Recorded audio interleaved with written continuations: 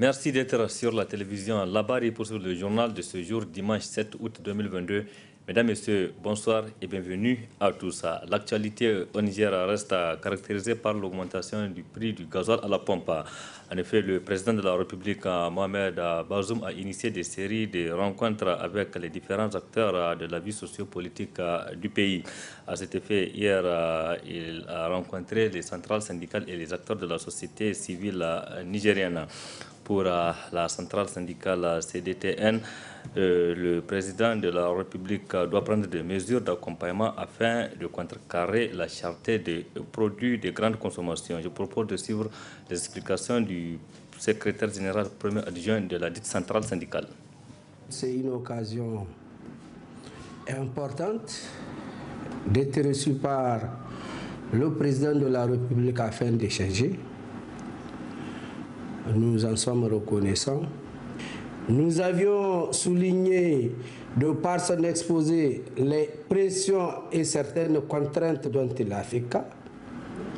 Nous avions d'ailleurs fait une certaine analyse de l'intervention du ministre et des explications données où nous avions vu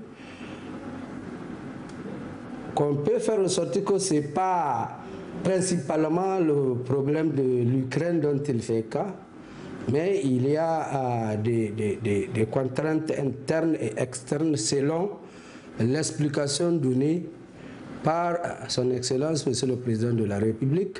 Mais l'un dans l'autre, nous avions dit, depuis 2013, il n'y a jamais eu d'augmentation de salaire ou d'un quelconque traitement au niveau des travailleurs que nous sommes. L'un dans l'autre, nous avions fait ressortir que même les autres pays dont on compare, c'est que le Niger a le plus petit SMIC de la sous-région. On doit quand même contrôler les prix face à certaines surenchères et face à certaines chérités. Mais ce qui est même d'ailleurs plus attendu, ce n'est même pas l'augmentation, non. C'est les mesures d'accompagnement qui doivent suivre parce que ici au Niger, tel que le travail, il est dans une situation toujours de précarité. Ce qui est important, c'est que nous avons écouté, nous allons faire le compte-rendu au maximum d'informations que nous avons reçues. Et nous allons faire en sorte que les camarades comprennent et ce que nous avions entendu comme pression interne et ce que nous avions entendu comme pression externe. Nous allons aussi décliner ce que nous-mêmes nous avons eu à avancer suite à cet exposé, si je peux le dire. Maintenant, la suite, ce que certainement, c'est après ce compte rendu que nous allons peut-être savoir la conduite à tenir ou ce qu'il faut demander. Et nous attendons, il faudrait le dire en toute honnêteté, qu'il y ait hausse, qu'il n'y ait pas hausse par rapport à la cherté de la vie. Nous attendons des mesures d'accompagnement pour minimiser la cherté ou l'impact de cherté de la vie. C'était à l'instant Ibro Kane, il est le secrétaire général, premier adjoint de la centrale syndicale CDTN après leur rencontre hier avec le président de la République. Et justement pour parler de cette rencontre hier avec les acteurs sociaux, nous recevons sur ce plateau un des participants à cette rencontre. Il s'agit du président du MPCR, Nuhu Mohamedou Arzika. Président, bonsoir. Bonsoir. Et merci d'avoir accepté notre invitation pour revenir sur votre rencontre avec le président de la République hier. Avec plaisir, c'est moi qui vous remercie. À tout à l'heure, donc, président. Toujours relativement à cette affaire de la cherté de la vie au Niger et l'augmentation des prix du gasoil à la pompe, plusieurs organisations de la société civile nigérienne se sont réunies pour créer un mouvement M62 et ce mouvement projette d'ores et déjà d'organiser des manifestations pacifiques sur l'ensemble du territoire national le 17 août prochain pour dire non à cette cherté ambiante de la vie au Niger. C'était cet après-midi au siège du REPAD. Précision avec Ismaël Moumouni et Nasser Seydou. Contraindre les dirigeants d'aujourd'hui et de demain, qu'ils soient civils ou militaires, à avoir un minimum d'égard pour le peuple et asseoir une gouvernance où l'État est au service des citoyens et non une gouvernance où l'État est à son service et celui de son clan. Tel est l'objectif de ce mouvement dénommé M62. Au vu de la situation qui provoque au Niger, le mouvement, plus que jamais convaincu que seule la lutte libère, informe l'opinion nationale et internationale du maintien de son programme initial, à savoir l'organisation des marches pacifiques suivies de meetings sur l'ensemble du territoire national le mercredi 17 août 2022 pour exiger du gouvernement la levée immédiate et sans condition de la mesure d'augmentation du prix à la pompe du gasoil, des mesures concrètes contre la vie chère, notamment sur l'électricité, l'eau, le loyer, le sucre, le riz, le lait et la farine, ainsi que l'augmentation du revenu des travailleurs, y compris le SMIC, stagné à 30 047 francs CFA par mois pour 40 heures de travail hebdomadaire depuis plus d'une décennie. Le départ pur et simple de Barkhane de notre territoire, qui s'est illustré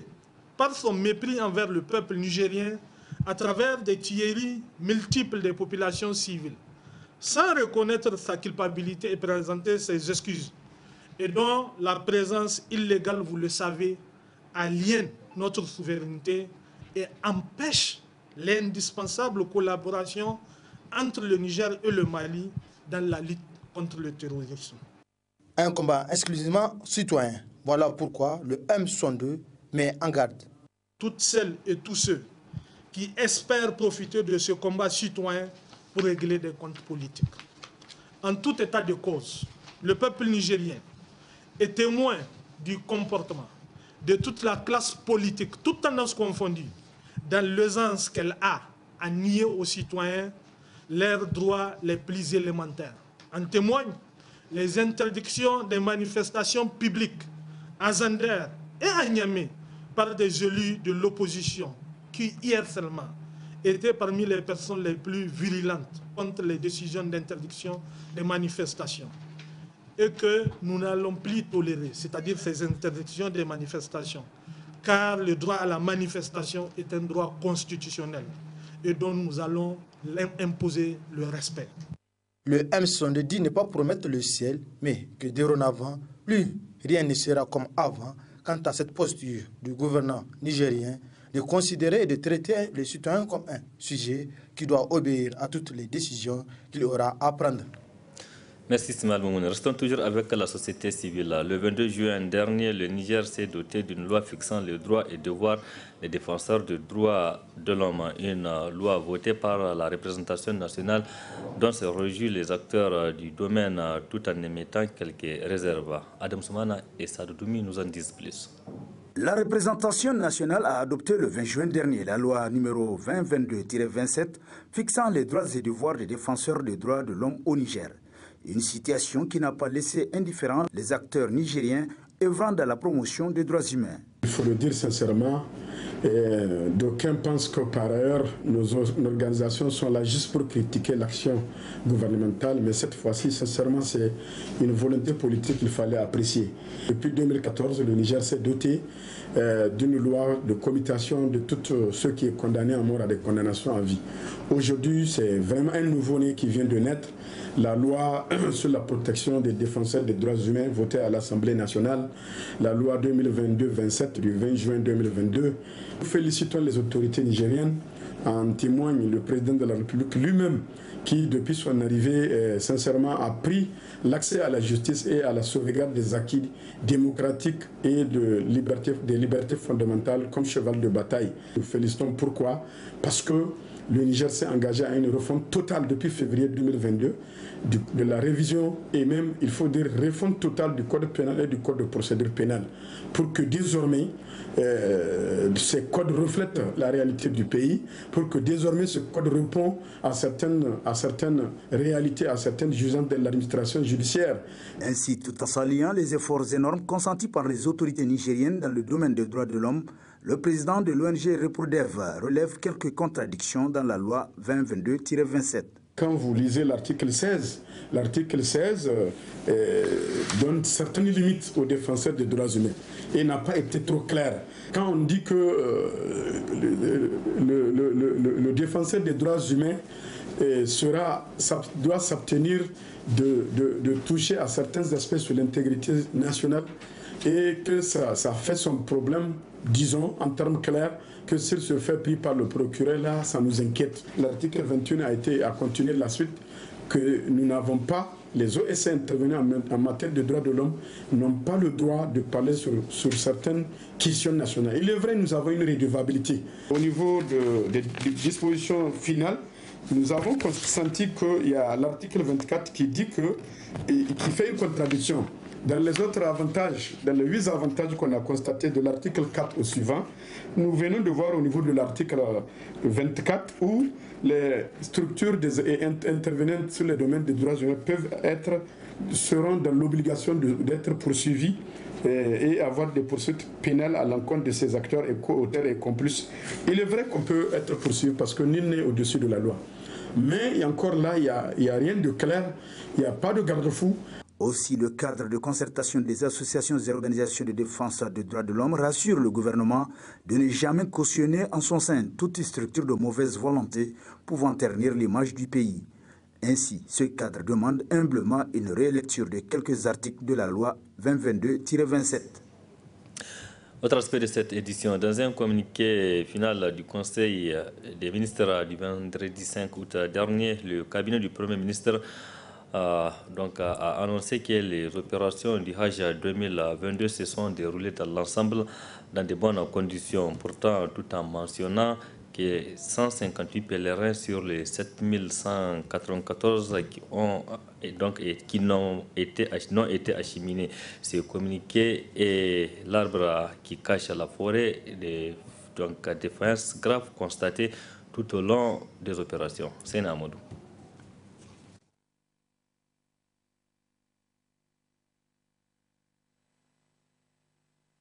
C'est sans tambour ni trompette, presque incognito, que les pèlerins nigériens au Hajj 2022 ont regagné le bercail. Un retour dans la plus grande discrétion qui tranche avec l'époque où les départs et les retours des pèlerins au Hajj étaient sous les feux des projecteurs pour montrer la réussite de l'organisation. Cette année, le fiasco ayant entouré et guidé l'organisation de ce pèlerinage n'a pas donné le lieu à ce scénario de retour fortement médiatisé de nos pèlerins après l'accomplissement de leur rite sur les lieux saints de l'islam en Arabie Saoudite. Pour autant, faut-il rester indifférent de cet échec patent d'un Coho qui n'a de cesse montré grandeur nature, toute son incohérence, son incompétence, son incapacité dans l'organisation de ce Hajj de la reprise après 3 ans d'interruption en raison de la Covid-19, de la défaillance de son système automatisé d'enregistrement des pèlerins reconnu par le Coho, mais dont la responsabilité a été rejetée sur certaines agences de pèlerinage sanctionnées au passage à la lenteur dans l'acheminement des pèlerins et ce retour à l'abri de tout regard en douce des pèlerins. Le Coho a non seulement échoué, mais surtout s'est joué de l'intelligence et de l'esprit des pèlerins en leur faisant croire jusqu'à la dernière minute la possibilité de pouvoir tous effectuer le Hajj. Une démagogie du Coho qui a comme soutien le gouvernement du Premier ministre Oumoudou Mahamadou à travers cette déclaration de son ministre porte-parole du gouvernement à quelques heures de la fermeture des frontières aériennes de l'Arabie Saoudite. La totalité de nos pèlerins seront sur les lieux saints, pourront effectuer leur pèlerinage seront sur le territoire de l'Arabie Saoudite avant la fermeture des frontières la fermeture qui est prévue au 3 juillet en ce qui concerne Médine et le 6 en ce qui concerne Jeddah. Donc je voudrais en tout cas les rassurer, leur dire de garder confiance et que le gouvernement a pris en charge totalement cette question pour que les choses se passent dans les règles de l'art.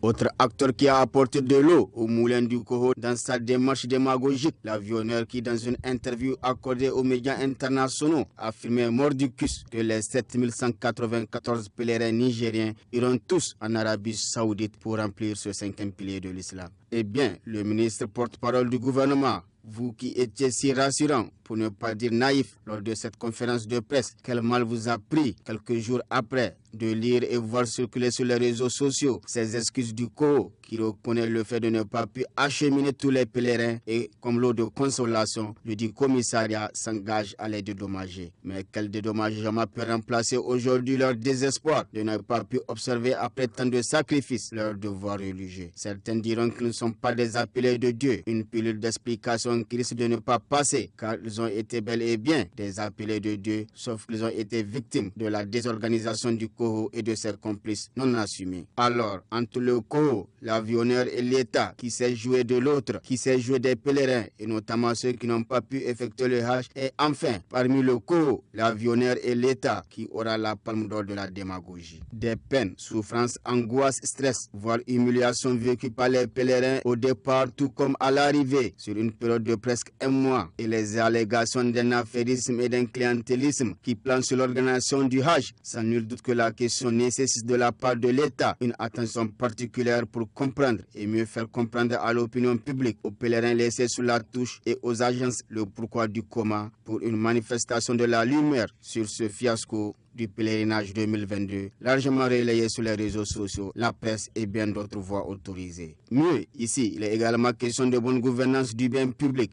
car le COO est une institution de l'État. Et comme le 2 avril 2021, lors de son investiture, et le 2 août dernier, dans son message à la nation, le chef de l'État a réitéré sa volonté farouche à protéger le bien public des prédateurs. Ai-je demandé au gouvernement de prendre les mesures idoines pour satisfaire aux recommandations formulées par la Cour des comptes en vue de l'amélioration nécessaire de la gestion financière de l'État et de ses démembrements dans le respect des règles en la matière. Les dossiers qui appellent davantage d'éclaircissement seront traités à travers les canaux appropriés afin que toutes les conséquences en soient tirées. Aujourd'hui, à l'heure du bilan, il ne sera pas de trop de demander au Père de la Nation, homme de parole qu'il a toujours été, de veiller à ce que le COO ne soit pas dévié de sa mission, que son rôle, qui est celui d'être un outil par excellence pour une meilleure organisation du Hajj et de la Oumra, ne soit plus galvaudé. Il y va de l'intérêt national. De la culture dans ce journal, c'était pour parler de l'Orchestre national qui fête ses 25 ans d'existence. À cette occasion, l'orchestre entend organiser un méga concert pour fêter ce 25e anniversaire. Précision avec Léo Razak.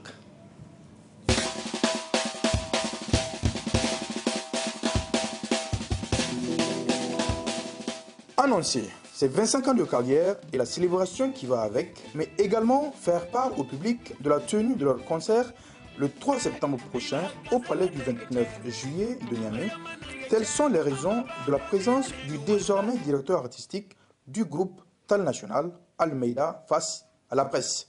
La bonne nouvelle tant attendue par la population du Niger ainsi que par tous nos fans, qu'ils soient à travers le monde ou qu'ils soient au Niger. La célébration de mes 25 ans de carrière, de 25 ans de carrière de ma modeste personne en tant que musicien. La deuxième célébration, c'est le nouvel album que nous allons vernir, Inch'Allah. C'est un album qui est constitué de 8 titres. Donc, comme d'habitude, nous souhaitons tenter notre chance une fois encore et pour la 6e fois consécutive, le palais du 29 juillet. La date retenue est, Inch'Allah, le 3 septembre 2022. Occasion pour le guitariste Almeida de donner plus d'informations sur cet événement. Le thème essentiel de cette célébration sera la paix, la sécurité et la cohésion sociale. Oui, parlons-en de la paix et de la sécurité, parce que cela nous concerne tous. Nous devrons vivre dans la paix, dans la tolérance, car notre diversité constitue notre richesse. Le public, des fois, a l'habitude de changer le nom de l'album. Non, c'est tel morceau qui doit être le titre phare. Nous avons toujours proposé au public. Cette fois-ci, nous avons proposé Dounia. Dounia à l'album. C'est une proposition que nous faisons au public et j'espère que vous allez adhérer. Présent lors de cette conférence, la dizaine de journalistes n'a pas manqué de poser des questions pour en savoir un peu plus sur le groupe Tal National et ce concert du 6e album qui se veut national et international.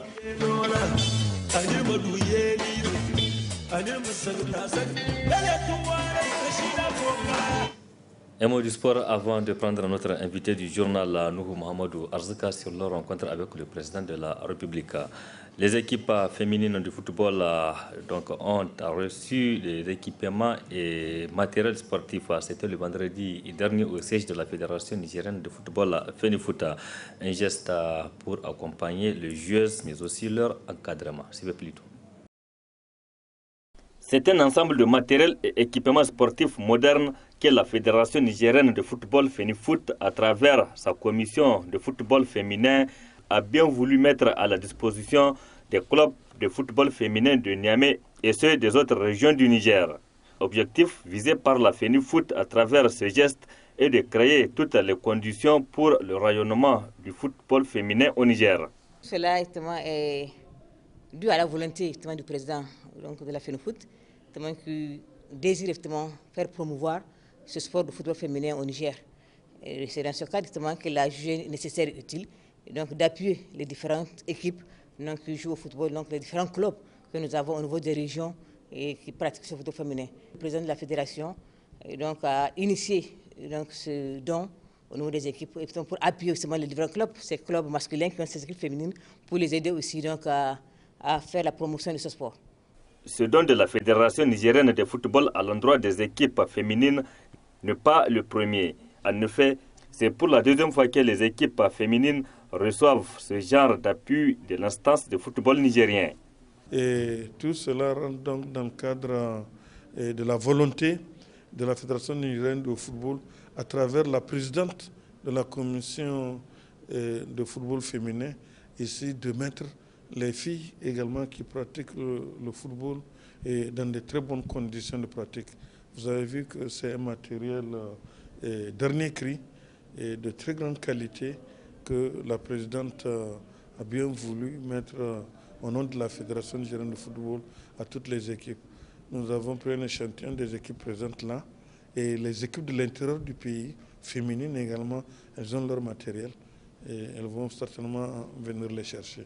Ainsi, les représentants des clubs présents à cette cérémonie ont reçu leur lot d'équipements des mains des membres du comité exécutif de la Fédération nigérienne de football FENIFOOT. Chaque équipe a reçu 20 dossards, 20 maillots, 18 paires de chaussures ou crampons, 18 bas, 18 contre-chocs, 2 maillots pour les gardiens et 15 polos. Au Niger, jusque-là, le football féminin est peu pratiqué. Mais depuis un certain temps, la Fédération nigérienne de football FENIFOOT s'attelle à promouvoir le football féminin au Niger dans le but de mettre en place une équipe nationale qui défendra les couleurs nationales lors de compétitions internationales. Comme annoncé, nous revenons sur ce plateau pour prendre notre invité du jour. Il s'agit du président du MPCR, Nuhu Mohamedou Arzika. Bonsoir, président. Bonsoir. Je rappelle que vous êtes le président du MPCR et vous êtes un acteur de la société civile. Vous faites partie des invités hier du président de la République au palais de la présidence pour parler de la vie de la nation, notamment l'augmentation du prix du carburant, notamment le gasoil à la pompe qui passe de 538 à 668 francs CFA, soit une augmentation de 130 francs CFA. Président, pour commencer, concrètement, qu'est-ce que le président vous a dit? Bonsoir.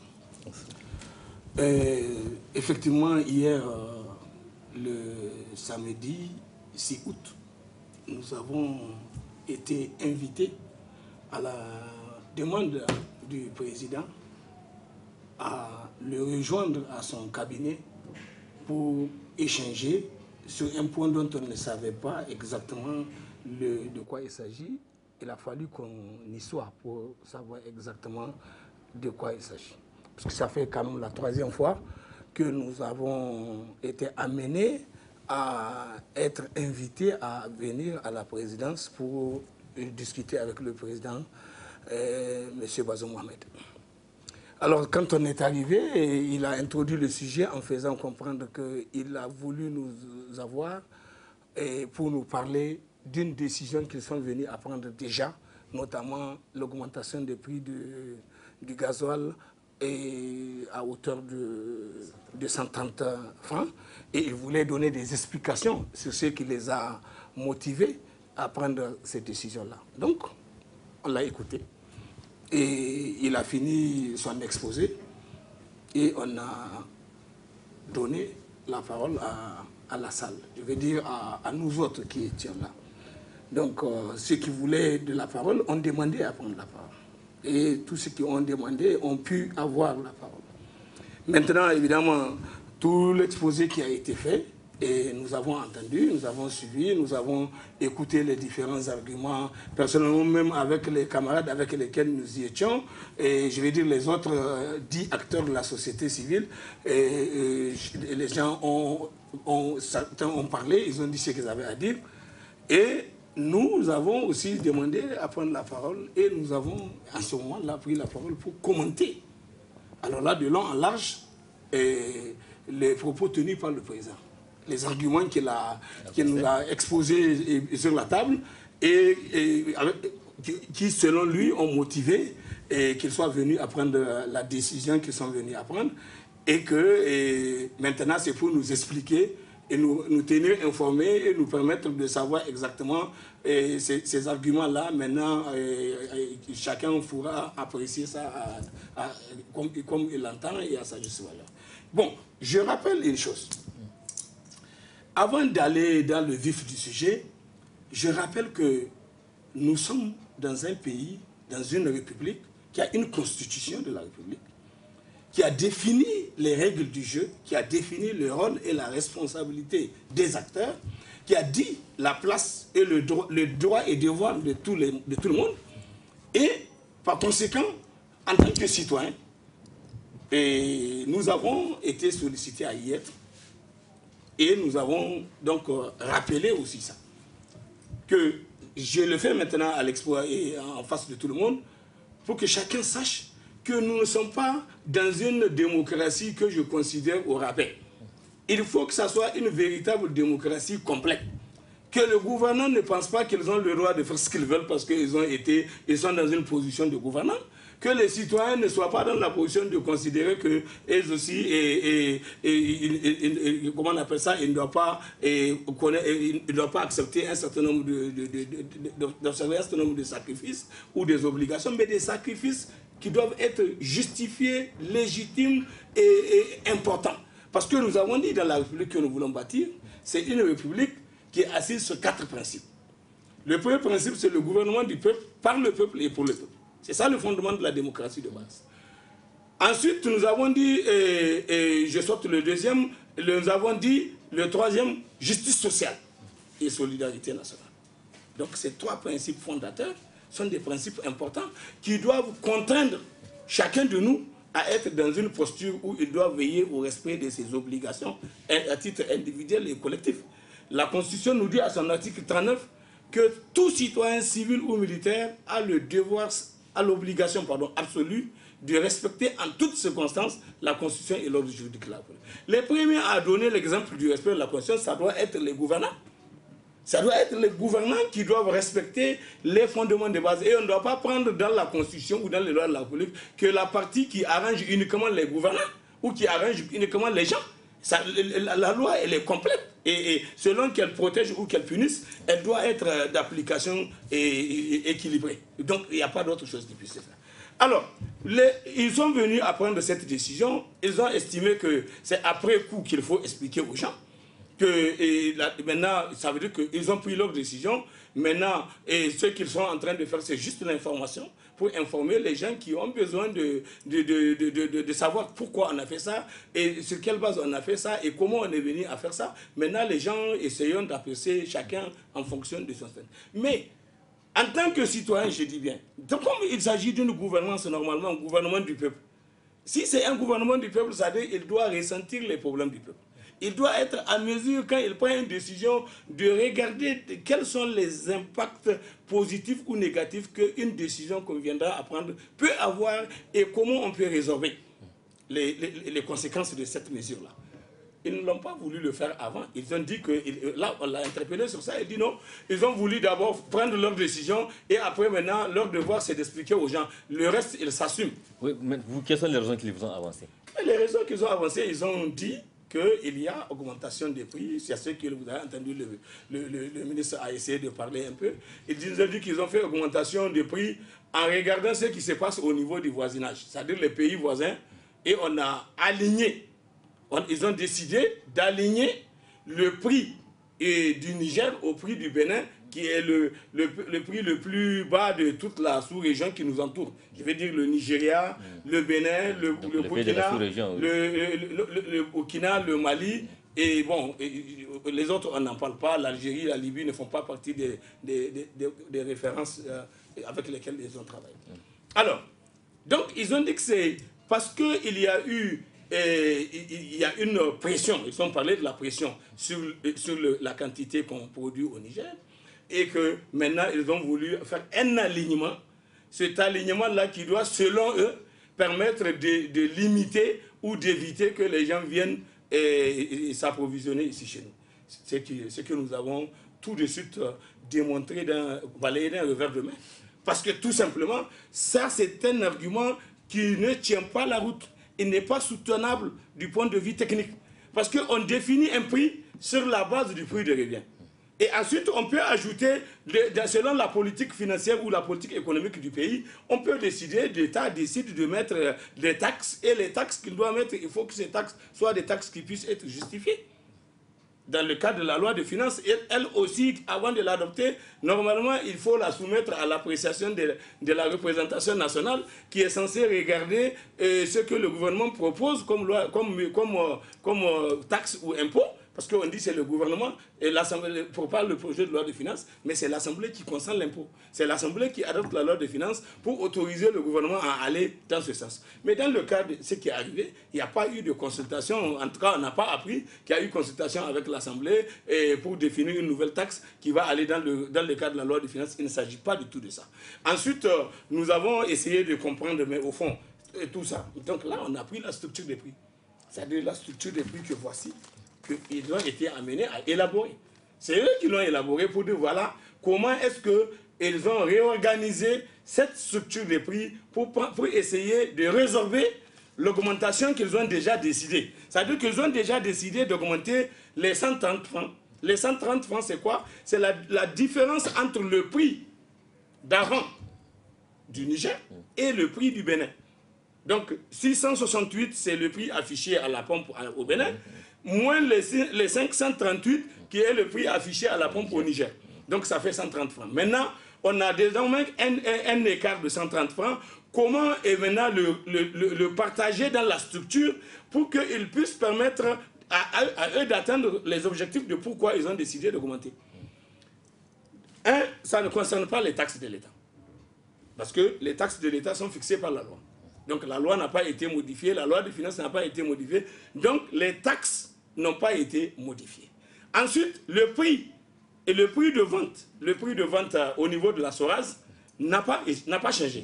Donc, comme le prix n'a pas changé au niveau de la SORAS, les taxes qui sont applicables, notamment la TIPP et la TVA, qui sont applicables sur ces deux, en termes de taxes qui vont directement au niveau de l'État, alors ils ont respecté ça. Maintenant, là où ils ont commencé à introduire les changements, c'est après le prix de revient toute taxe. Le prix de revient toute taxe, donc, c'est le prix de cession de SORAS, plus les taxes là, TIPP, la taxe sur les produits pétroliers, de 7,5%, et la TVA de 19%.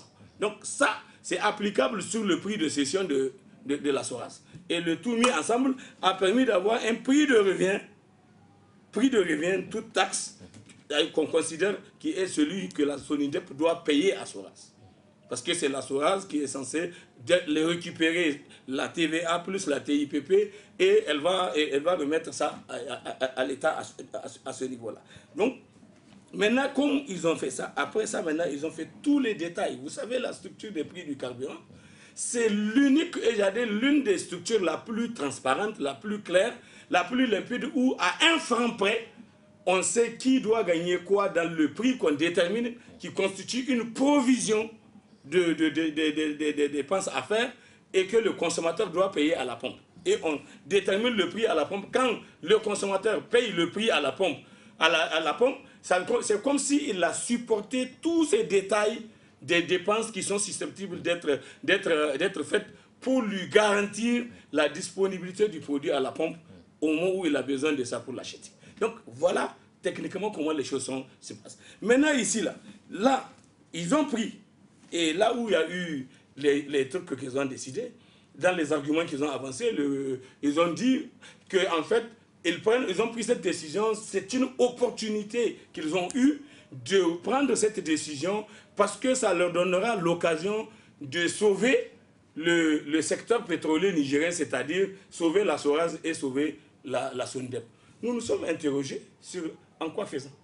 La SORAS n'est pas concernée par cette situation-là.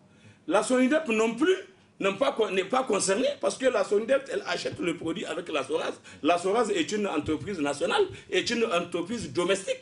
Et ils ont même dit qu'ils subventionnent le prix du brut au niveau de la SORAS. Mais le prix du brut, ils le subventionnent comment? Le prix du brut au niveau de la CNPC est fixé en fonction du coût réel de revient à la CNPC, pas en fonction du prix au niveau international. Au niveau international, il y a ce qu'on appelle le prix plat. Au niveau international, chaque jour, on arrête le prix d'une, comment on appelle ça, d'un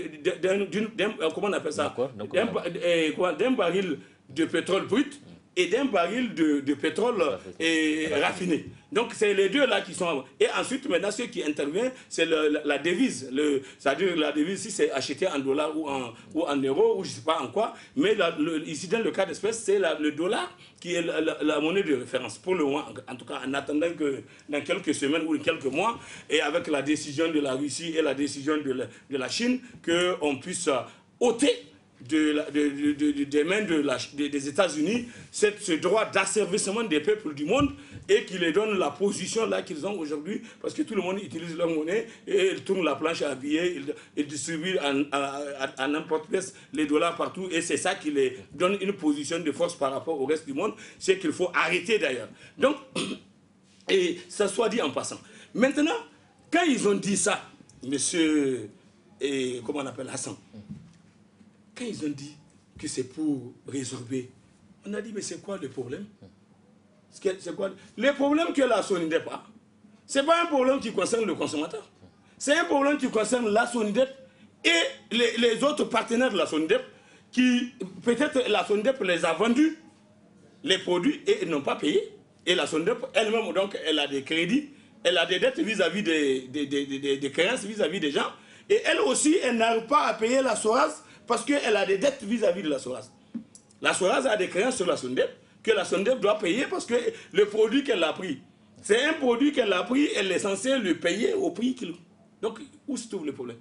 Maintenant, quand on dit, c'est l'occasion qu'on a de dire, bon, on voit, comme on a vu dans la sous-région partout, tout le monde dit que c'est nous qui avons le prix le plus bas. Mais on a le prix le plus bas parce qu'on a une politique pétrolière qui est différente des autres. Nous, au Niger, nous avons décidé. Et c'est en cela, d'ailleurs, j'ai eu l'occasion de rappeler ça dans la réunion au ministre Massaoud qui était dans la salle. Et je crois qu'il était là-bas avec je crois qu'il doit être le premier ministre par intérim, semble-t-il. Et c'est à ce titre qu'il était dans la salle et il a osé prendre la parole, il a parlé, il a voulu défendre cette affaire-là. Donc on a voulu lui rappeler. Il a oublié que c'est lui qui a fait partie de ceux qui ont dit que le Niger, il n'y a pas de pétrole. Que c'est une aventure qu'on est en train de faire, c'est parce qu'on veut tricher, tromper les gens, que Tanja voulait tromper les gens, il voulait faire son tazak, c'est pour ça qu'il dit qu'il y a du pétrole et il va faire la SORAS, et maintenant donc pour avoir la population qui va venir le soutenir. Et donc Dieu, comme il n'est pas injuste, Dieu a fait que le puits pétrolier du Niger, quand on les a même mis au point, c'est lui en tant que directeur de cabinet du tout nouveau président de la République, Mamadou Issou, qui était installé, qui est parti pour l'inauguration de ces puits-là, des puits pétroliers dont il disait qu'il n'y en a pas.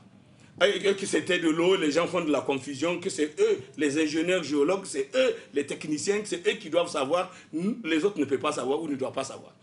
Donc, nous avons dit, mais vous êtes là en train de défendre une chose qui est, heureusement pour nous, Dieu merci, et je rends grâce à Dieu et je félicite à nouveau Tange Mamadou pour la décision qu'il avait été courageusement capable de prendre à l'époque, malgré tout ce que les uns et les autres ont été capables. Parce que justement, même quand ils ont commencé, j'ai rappelé ça un jour au ministre du pétrole sortant, M. Pierre Foumakoye, quand ils ont fixé le prix en 2011. Et ils ont voulu fixer le prix, ils ont même dit que la raffinerie, c'était même pas opportun. On n'avait même pas besoin de créer la raffinerie, ça ne doit pas se faire, c'est pas comme ça, partout au monde, c'est pas comme ça. Et ils ont vu aujourd'hui, Dieu merci, nous vivants, Tange est certes mort, mais il est là. Et ils ont vu que le fait d'avoir pensé à créer cette raffinerie, c'est une vision. C'est une vision qui fait qu'aujourd'hui, le problème là tel qu'il se pose, en réalité, la raffinerie, la sauve le Niger. Parce que c'est un produit domestique, c'est un produit qu'on produit chez nous. Ce n'est pas un produit qu'on importe. Le prix à l'international, en réalité, ne nous concerne pas. Parce que ça augmente ou que ça diminue, nous produisons localement. Et quand nous produisons localement, la détermination du prix qui soit appliqué cher ou moins cher, là, on a vu la sortie de, comment on appelle ça, Soraz, c'est 328, le gasoil. Mais parce qu'on a appliqué les taxes, ça devient prix 414. Le prix de revient à partir de la Soraz. Ensuite, c'est plusieurs petites taxes, contributions qu'on a fait, jusqu'à ce qu'on se retrouve avec 668 qui constituent des mesures qu'on a ajoutées, pour que chacun, on lui enlève une certaine part, jusqu'à ce que de ce prix-là, 414, sorti Soraz, à la pompe où le citoyen va aller prendre le gasoil, ça passe à 668. Oui, Président. Alors, si ça passe à 668 comme ça, donc vous voyez bien que si on fait le détail, si on a le temps ici d'exploiter toutes ces choses-là, on verra que c'est une mesure, quand le gouvernement a dit, il le fait, il dit que c'est pour subventionner le gaz. Nous leur avons démontré que le gaz actuellement là, qui est actuellement en train d'être vendu au Niger, c'est quelque chose d'inacceptable qui a été entretenu dans ce pays par certains lobbies. Et que c'est eux qui ont tiré le meilleur profit de ça. Parce que la Sonidep même, elle vend le 12,5 kg de gaz à 1600 francs. 1600, c'est le prix de cession de la Sonidep aux amplisseurs. Ces amplisseurs-là, c'est eux maintenant, ils ont fait leur mafia avec ceux qui les ont autorisés à avoir cette structure de prix mafieuse, pour décider qu'on doit vendre ça à 3750 en faisant des ajouts, on a dit un certain nombre de choses qui sont totalement inacceptables. Comment on va dire le prix, le produit, ceux qui l'ont extrait et qui l'ont vendu, eux le vendent à 1500, mais vous qui allez simplement le transporter pour venir l'amener dans votre centre d'emplissage, mettre dans des bouteilles, c'est vous allez avoir plus de 2150. Et même là, ils considèrent que les 2150 ne les suffisent pas et actuellement, dans cette ville de Niamey-là, partout où vous allez, le plus petit prix, c'est là où vous allez trouver ça à 4000 francs. C'est un prix qui n'est pas du tout applicable et respecté. Le gouvernement a fait sa structure de prix, voilà l'arrêté. Ça, c'est l'arrêté sur le gaz. Et il dit, voilà le prix, voilà c'est quoi le prix du gaz, officiellement. Voilà, officiellement, c'est 12,5 kg, c'est 3750. Et 6 kg, c'est 1800. Et les bouteilles de 3 kg, c'est 900. Soit 300 francs par kilogramme. Donc, pour compter du 1er août 2022. Donc, c'est la dernière structure que je suis en train de dire. Mais le gouvernement, avec son ministère comment on appelle ça, du commerce, dans quelle mesure il a été capable de faire appliquer ce prix-là? Même que je dis, aujourd'hui, s'il y a une action que le gouvernement devait faire, quand il dit qu'il veut agir, il regarde la vérité des prix. Et au niveau de la Sonidep, même quand il y a subvention, c'est quand la Sonidep fait des achats pour compléter la demande et le besoin dans le pays, la Sonidep, elle va aller acheter le produit à l'importation et ça peut être à 2000 francs, ça peut lui revenir à 2000 francs, à 2500, à 2800, mais elle est tenue de vendre ça à 1600. Et c'est seulement dans ce cas-là, quand cela arrive, qu'on peut parler de subventions à payer. Mais là, ici pour le moment, tel que la structure est là, les prix là qu'on a donnés aux amplisseurs et qu'ils vendent, notamment les amplisseurs qui achètent à 1600 et qui aujourd'hui cherchent à vendre à 5000 francs. Il y a parmi eux des voyous parmi les amplisseurs là qui pensent même qu'ils font toujours la référence du prix par rapport à ce qu'était le prix du gaz avant que nous commençons à exploiter notre produit ici. Il y en a qui nous disent, ah oui, ailleurs c'est 8 000 francs, c'est 12 000, c'est ceci, c'est là. Mais ils oublient que quand on détermine un prix, on doit partir du prix de revient. Le prix de revient pour les amplisseurs, c'est 1600. Ils enlèvent ça, ils transportent ça à travers normalement les citernes qui sont habilités à faire ça. Ils amènent dans leur centre d'emplissage, ils remplissent ça et ils mettent dans les bouteilles. C'est ça leur travail. Mais c'est ça là, maintenant ils multiplient le prix. Quand on te vend la bouteille de 12 kilos, à, comment on appelle ça, à 5 000 ou à 6 000 ou à 4 500. Donc tu fais simplement la différence pour voir ce que lui là a gagné. Parce que le prix de vente que la SONIDEP lui vend, c'est 1600 francs. Et s'il vous vend ça à 3 750, c'est la magouille qui a rendu possible cette fausse structure de prix dont il faut réviser. On leur a même dit ça. Ça doit être réponse. Maintenant, Président, oui. On revient sur l'augmentation de 130 francs CFA à la pompe au gasoil. Est-ce que les autorités sont conscientes des conséquences sur la vie des paysans citoyens et qu'est-ce qui a été dit hier lors de votre rencontre? Mais évidemment, ils sont certainement conscients parce qu'ils savent qu'en décidant d'augmenter le prix à cette hauteur-là, c'est la première fois de l'histoire d'augmentation des prix au Niger qu'on a augmenté le prix à 25%. Tel que ça a été fait. Parce qu'on a fait une augmentation qui ne tient pas compte de la méthode traditionnelle de détermination des prix et de fixation des prix. Là, comme je t'ai dit, ils ont dit le prix coûte 668 au Bénin. Donc, et ça coûte 538 au Niger. Ils veulent aligner le prix avec le Bénin. C'est tout. Il n'y a pas de motivation. Il n'y a rien de technique. C'est juste le différentiel. Et l'argument qu'ils ont avancé, c'est dire que s'ils font ça, les gens qui viennent du Bénin avec leur voiture et qui arrivent au Niger, qui veulent en venant au Niger acheter du carburant moins cher avant de retourner chez eux, ils vont venir trouver que le prix est le même entre le Bénin et le Niger.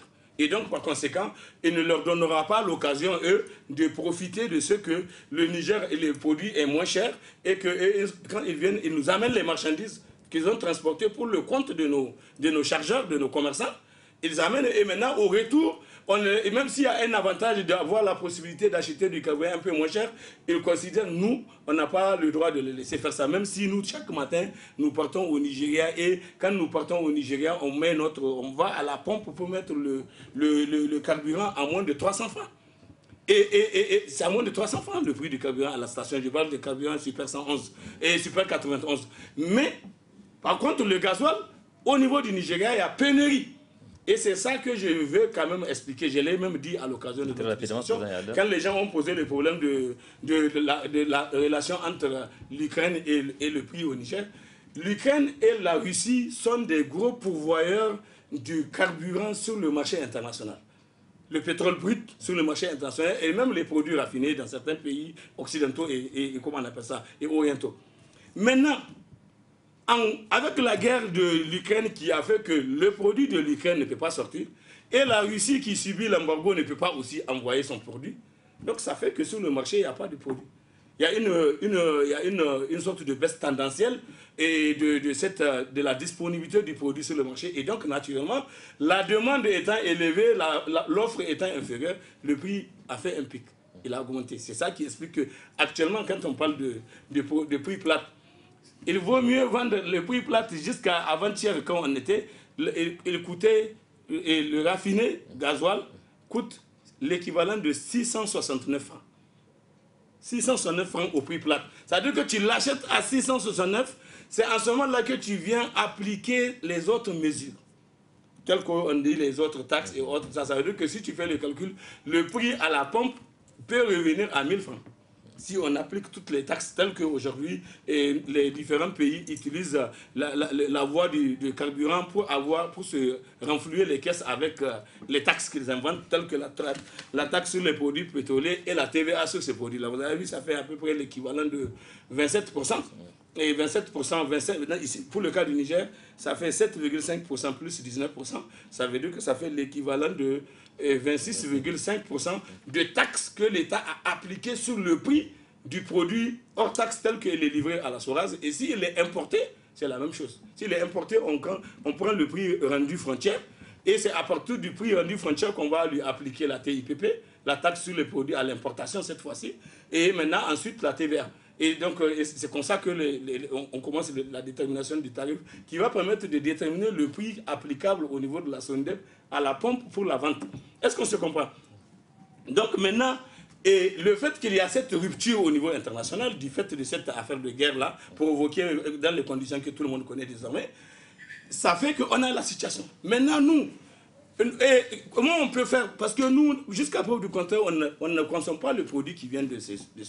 Mais c'est le produit de chez nous, c'est un produit domestique. Il est produit par la SORAS, traité par la SORAS et raffiné au niveau de la SORAS. Et nous avons notre quantité, malheureusement, qui est une petite quantité de 20 000 barils. D'ailleurs, qui même, en termes de besoins, ça dépasse les besoins du Niger, les 20 000 barils par jour. Nous, notre besoin tourne autour de peut-être 10 000 à 12 000 aujourd'hui. Maintenant, le reste, c'est les gens étaient en train de vendre une partie aux pays voisins. Bon, maintenant, cette situation-là, qu'eux, ils ont prétexté pour dire que maintenant, comme ça n'est ainsi, eux, ils vont augmenter le prix pour empêcher aux autres de gagner beaucoup moins cher en venant au Niger. Mais en même temps, ils augmentent le prix à tous les autres Nigériens qui, eux, ne sont pas des étrangers et qui ont le droit de jouir de leur pétrole pour lequel ils étaient même légitimement en droit d'attendre la baisse. Vous savez que depuis 10 ans, on nous a appliqué un prix unique. Et c'est depuis 10 ans là qu'on nous a appliqué le prix unique, M. Hassan. Il n'y a pas eu de réduction. Pourtant, il y a eu des hauts et des bas. Si c'est pour faire des références à l'international. Quand il y a eu le Covid, le prix était à 20 $. Alors que nous étions en train de l'acheter, malgré tout, sans bouger, et au prix que le gouvernement a fixé depuis 10 ans. Donc ça veut dire qu'on n'a pas tenu compte de ces variations-là. Pourquoi doit-on maintenant, aujourd'hui, considérer qu'on doit aussi tenir compte de ça pour parler d'augmentation? Et puis, faire une augmentation pour dire que c'est pour subventionner le gaz, ce qui n'est pas justifié, c'est pour protéger la Nigélec, éviter soi-disant la hausse des prix de la Nigélec. Et la hausse des prix de la Nigélec, ce n'est pas à travers ça que l'État, c'est des taxes que l'État renonce. L'État, c'est des taxes, l'État renonce à certaines taxes pour que le produit qui est consommé par la Nigélec, notamment le FOD et le gasoil, que si on doit vendre à la SONDEP, disons si la SONDEP doit vendre à la Nigélec, ou que ce soit le gasoil ou le FOD, elle les vend en tenant compte de l'exonération des taxes que le gouvernement a décidé pour faciliter que la Nigélec puisse disposer de ce produit qu'elle transforme et qui lui permet de produire l'électricité, qu'elle puisse l'avoir un peu moins cher pour pouvoir soutenir sa trésorerie. Mais donc aujourd'hui, vouloir dire que cet argent-là qu'on va avoir, ou qu'ils sont en train d'avoir déjà depuis lundi, ça fait quoi? Ça fait 268 millions par jour. C'est ça l'incidence de l'augmentation. 268 millions par jour à raison de 13 000 barils de gasoil qui sont vendus. Et si on considère que tout est vendu comme ça, et avec l'incidence de ces trucs-là. Mais comme il y a une quantité importante qui est aussi enlevée pour le compte de l'armée, une autre quantité qui est enlevée pour le compte de... Je ne sais pas quelle est la limite de la quantité qui est frappée par le nouveau tarif de l'augmentation. Parce que je ne sais pas si l'augmentation a... Ils n'ont pas indiqué ça ici. Pour dire que voilà, quand on vend à la Nigélec, c'est à la Nigélec combien on doit vendre, parce que le FOD, on a dit, c'est 457, le FOD. Mais le gasoil, c'est le même tarif qu'on a dit. Alors, donc c'est ça ici que je voudrais que chacun de nous comprenne. Il y a une décision que le gouvernement a été amené à prendre.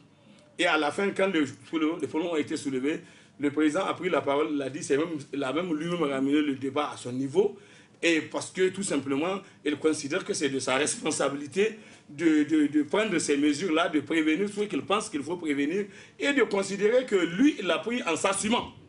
Maintenant, il appartient au reste du peuple nigérien, au peuple nigérien, lui aussi, de savoir s'assumer. S'il est d'accord avec Chikena, et comment il n'est pas d'accord, il doit montrer qu'il n'est pas d'accord. Nous sommes en démocratie, on doit savoir, si on n'est pas d'accord avec une chose, on doit dire au gouvernement, on n'est pas d'accord avec ça. Et si on n'est pas d'accord, on doit dire au gouvernement ce sur quoi on peut être d'accord. Et si on n'a pas à trouver les moyens de s'entendre, c'est une épreuve de force qui peut se faire. Mais la force n'est pas une force violente.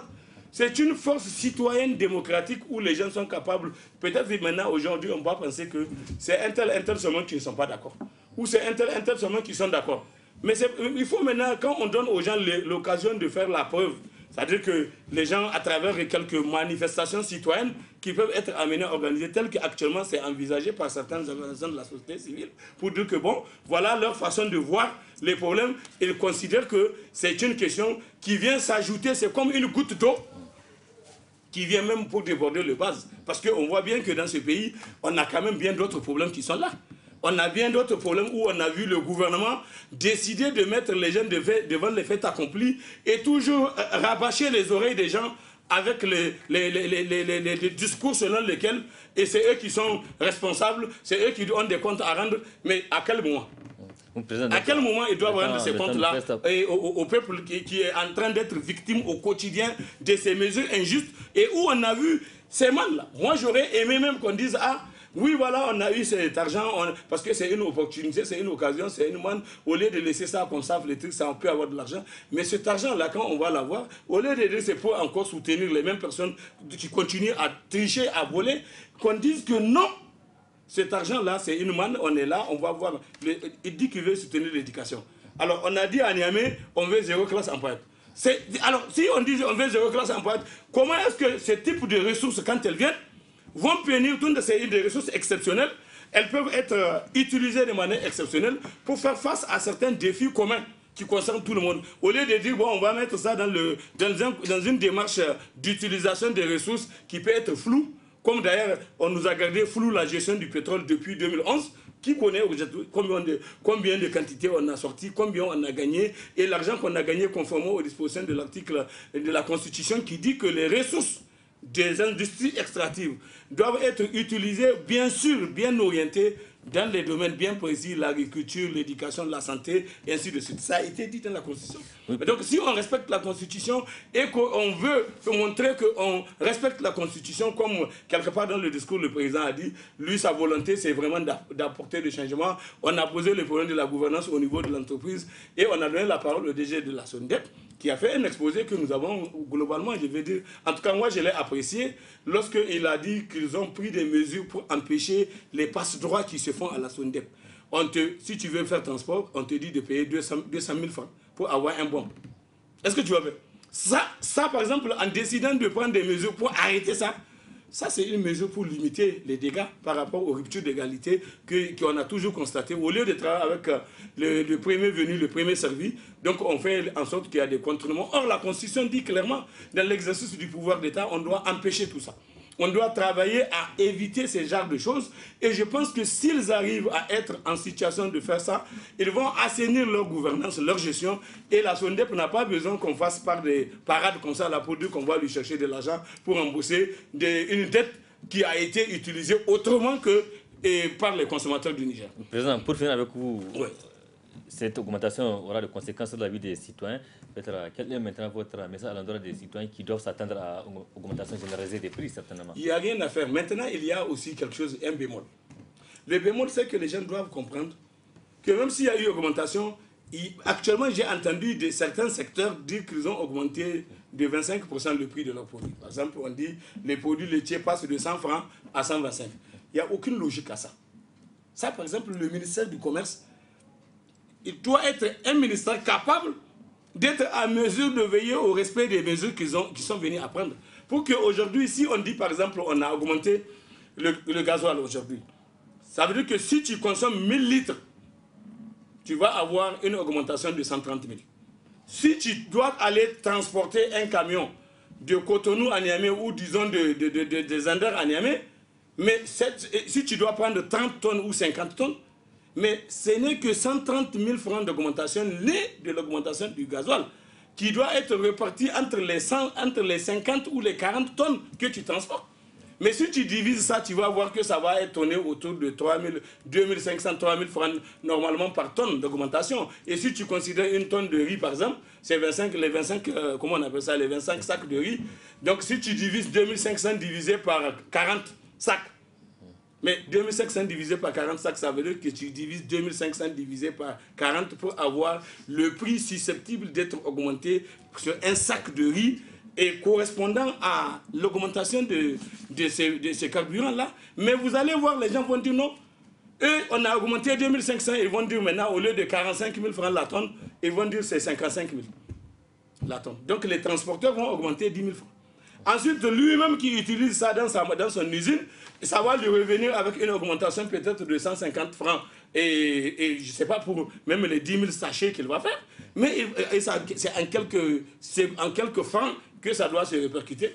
Mais ils ne vont pas augmenter ça en termes de francs. Vous avez vu directement, ils ont augmenté de 25 francs. Pourquoi? Parce que le gouvernement a fait comme ça. Donc eux aussi, ils font la même chose. Donc ça devient une sorte comme j'ai dit, le gaz qui est vendu dans les conditions qu'on le vend. Donc on a un gouvernement qui a pris une décision qu'il n'est pas capable de faire respecter, surtout en ce qui concerne le côté qui concerne les populations qui doivent être protégées des mesures qui ont été prises. Malheureusement, ce n'est pas ça. Le gaz aujourd'hui, voilà comment on se dit. Avec ça là aussi, tout à l'heure quelqu'un m'a dit que les prix du transport, les gens ont augmenté de 2500 Niamey-Dosso, maintenant on passe à 3000 francs. Donc si on passe à 3000 francs au lieu de 2500, ça veut dire qu'on a augmenté 20%. 20%.